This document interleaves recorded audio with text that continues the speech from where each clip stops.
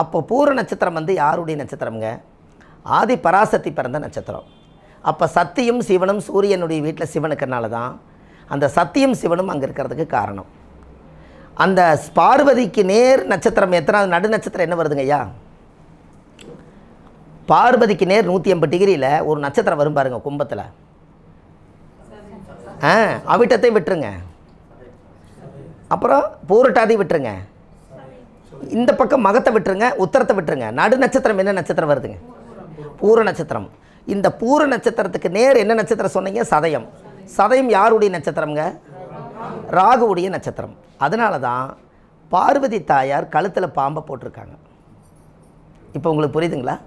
அந்த பார்வதி தாயாருக்கும் அந்த கழுத்தில் பாம்புக்கும் இந்த நேரடி பார்வை கிடச்சதுனால தான் அந்த பார்வதியோட கழுத்துலையும் அந்த பாம்பு கிடச்சிது. எதுக்குன்னா சிவனுக்கும் பார்வதிக்கும் 2 பேர்த்துக்கும் அந்த பாம்பு வந்து கழுத்துக்கு வந்தது காரணமே அந்த பதஞ்சலி முனிவர் பிறந்த அந்த சதய நட்சத்திரம் அந்த கும்பத்தில் இருந்து சிம்மத்தை பார்க்குது. அதனால தான் அந்த சூரியனுக்கு வந்து அந்த பவர் கொடுத்தது காரணம். ராகு இல்லாமல் எந்த சிவனுடைய கோயிலையும் ராகு பகவான் இல்லாமல் இருக்க மாட்டார். பார்த்துருக்கீங்களா ஐயா?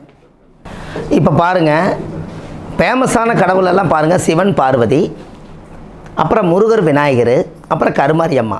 அப்போ பூர நட்சத்திரத்தில் இருந்து நேர் வந்து அந்த சதய நட்சத்திரம் வந்து பாம்பு கழுத்தில் வந்ததுனால எல்லா சிவனும் கழுத்தில் போட்டுக்கிட்டாரு. அதுக்கு அடுத்தது பார்வதியும் கழுத்தில் போட்டுக்கிட்டாங்க. முருகர் மயில் வாகனத்து பக்கத்துலேயே பாம்பை வச்சுக்கிட்டாரு. கருமாரி அம்மா தலை மேலே கொடை பிடிச்சி பாம்பு இருக்குது. அதுக்கடுத்து பெருமாள் பாம்பு மேலேயே படுத்திருக்காரு. இந்த ஃபேமஸ் கடவுள் எல்லாமே இந்த ராகு மேலே உட்கார்ந்துருக்கிறதுக்கு காரணமே இந்த பவர் தான். விநாயகர் இடுப்பில் கட்டிக்கிறாரு. அப்போ பூர நட்சத்திரம் வந்து நடு நட்சத்திரமாக வருதுங்களா? மக நட்சத்திரம் அதுக்கு அடுத்தது பூர நட்சத்திரம். இந்த பூர நட்சத்திரத்துக்கு அதே நடு நட்சத்திரம் பார்த்தீங்கன்னா சதய நட்சத்திரம் வரும். அந்த பாம்பு நேர் 180 டிகிரி பார்க்கறதுனால தான் அவங்களோட பார்வையில் இங்கே பாம்பு உருவாகுது. பார்த்தீங்களா ஐயா? இதனால தான் நீங்கள் ஜாதகம் பார்க்குற இடத்துல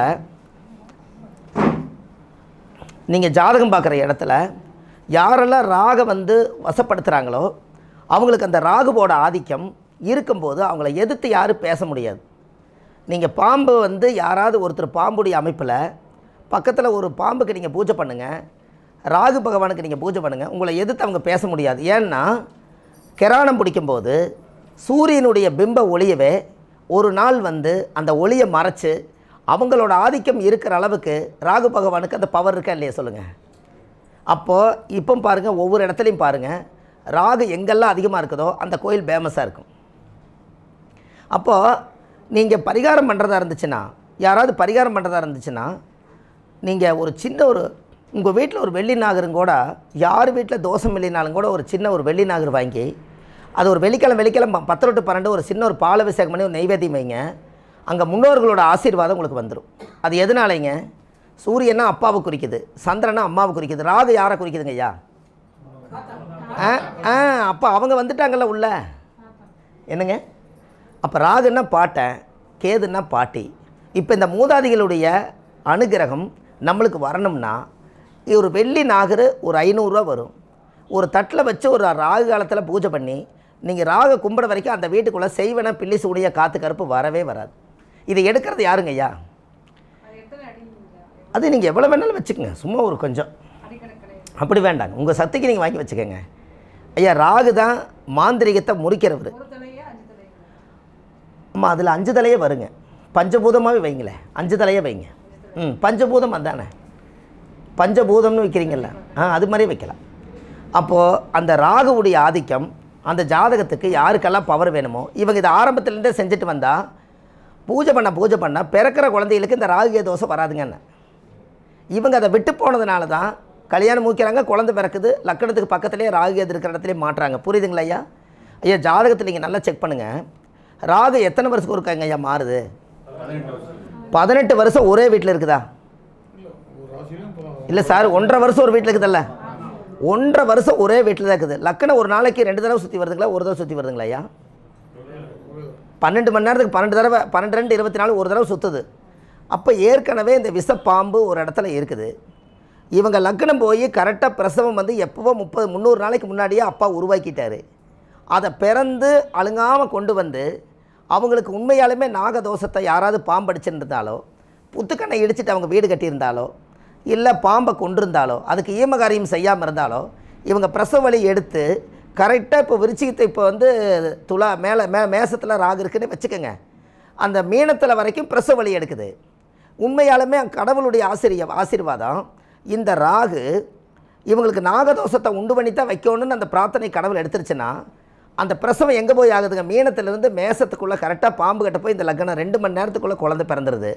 கரெக்டாக போய் பாம்போட பிடியில் போய் அந்த குழந்தை போய் மாட்டிக்குது. அப்போவே எப்போங்க, பிறக்கும் போதே மாட்டிச்சு.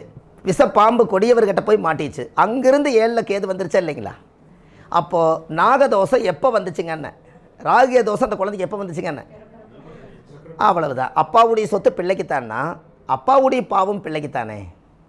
அப்போது ஒரு தாயுடைய கருவறையில் இருந்து தொப்புள் கொடியை அறுக்கும்போது நல்ல நேரத்தில் சிசரின் பண்ணி நான் இந்த குழந்தைய எடுத்துன்னு சொல்கிறாங்களே, இது பிரபஞ்ச சக்தியோடு இது சேருமா, இது கனெக்ட் ஆகுமான்னு சொல்லுங்கள். சிசரின் பண்ணி எடுக்கிறாங்கல்லங்க, அப்போ ராகு எதை விட்டுறீங்க, செவ்வாய் இருக்கிற இடத்தையும் விட்டுறீங்க. இங்கே நல்லா யோசிச்சு பாருங்க ஐயா. செவ்வாய் எத்தனை பார்வை, 4 7 8 3 கட்டம் போயிடுச்சு. செவ்வாய் இருக்கிற இடம் தோஷம் இல்லைங்களா, 4ம் போயிடுச்சு. அப்புறம் 2 4 7 8 12 அதில் ஒரு 4 கட்டம் போயிடுச்சு, 8ம் போயிடுச்சு. ராகு எதுக்கு 3 7 11 போயிடுச்சு. ராகு எது இருக்குது, கிட்டத்தட்ட 10 கட்டத்துக்குள்ள தோஷம் இருக்குது. நீங்கள் எங்கே சிசரின் பண்ணி ஒரு குழந்தைய எடுத்து தோஷமெல்லாம் எடுக்க முடியும் சொல்லுங்கள்? அது கம்மனை விட்டுறலாம் இல்லைங்களா? ஏன்னா நாம் செய்த ஊழ்வினை கர்மாவுக்கு பதில் சொல்லியே தீரணும். நம்ம தாத்தா ஒரு காலத்தில் 2 பாம்பு இணைஞ்சு சந்தோஷமாக இருக்கிறத என்னைக்காவது ஒரு நாள் இப்படி 2 பாம்பு இணைஞ்சு ஒரு நாள் புனையில் போட்டு ஒரு நாள் அது நிறைவடையும். அந்த பாம்பை ஏதோ ஒரு வழியில் ஒரு வீர சூரனை சொல்லி அவங்க யாராவது அடிச்சிட்டாங்கன்னா அந்த கர்மா ஒன்று அவங்க புதுசாக ஒன்று கிரியேட் பண்ணி உருவாக்கிட்டாங்க. அதுக்கு பிறக்கிற குழந்தைகளுக்கு எல்லாத்துக்குமே அந்த ராகு கேது தோஷம் மட்டும் வர்றது மட்டும் இல்லைங்க, அந்த பாம்பு அவர் எப்படி அந்த சந்தோஷமாக இருக்கிறத அவர் அடித்து பிரித்தாரோ அந்த குடும்பத்தில் எல்லாமே பிரிவினை குடும்பமாக இருக்குங்க. ஆமாம், பாம்பு அடித்தா வம்ச விருத்தி ஆகாதுங்க. பாம்பு அடித்தா அந்த குடும்ப வம்சமே விருத்தி ஆகாது.